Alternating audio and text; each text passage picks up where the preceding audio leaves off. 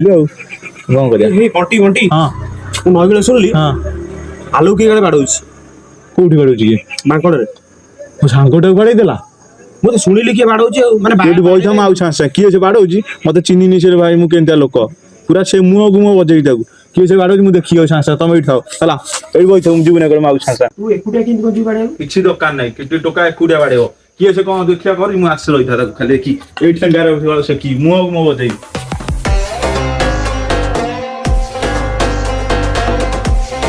ବଣ୍ଟି ଯାଇଛି ଟୋକା ଛେଚିକି ତା ପଛ ନାଲି କରିଦବ ମତେ ପୁରା ବିଶ୍ୱାସ ଟୋକା ସେମିତିଆ ନା ଆଉ। A few moments later. No, no, no.